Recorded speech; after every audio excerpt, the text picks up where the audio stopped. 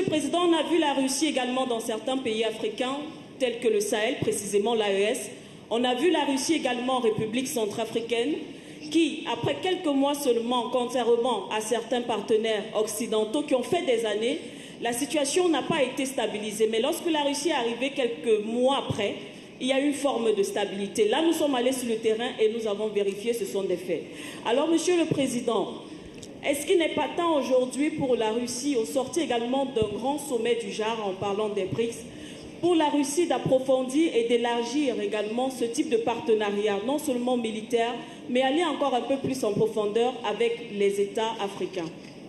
Élargir les rapports et les partenariats avec les pays africains en dépassant l'aspect militaire. Répondant à la question de la directrice des médias du groupe For You Media Africa, le président russe Vladimir Poutine met en lumière plusieurs initiatives prises à cet effet par les BRICS, notamment avec la création des plateformes d'investissement. Oui, je suis complètement d'accord. C'est l'objectif de notre travail avec les pays des BRICS. Nous considérons que la création de plateformes d'investissement au sein des BRICS consiste l'objectif de notre travail et nous considérons que dans un avenir proche, j'en ai parlé à mes collègues, nous finalisons ces processus. La mise en place de ces plateformes d'investissement s'accompagne, selon le président russe, de l'utilisation d'outils numériques modernes.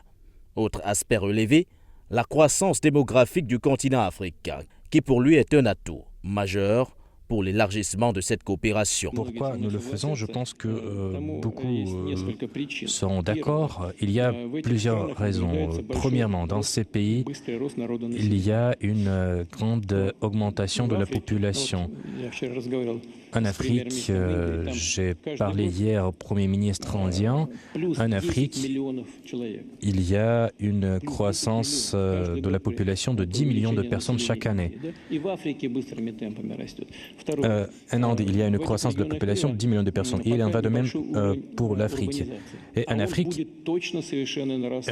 le niveau de l'urbanisation va augmenter. D'un point de vue global et même bilatéral, les choses se précisent et prennent progressivement forme. Et on en tient pour exemple les échanges commerciaux entre la Russie et l'Afrique qui ont atteint un niveau acceptable de 25% entre janvier et juillet 2024 par rapport à l'année précédente. Des performances encourageantes, fruits des 2 derniers sommets Russie-Afrique organisés respectivement en 2019 et 2023.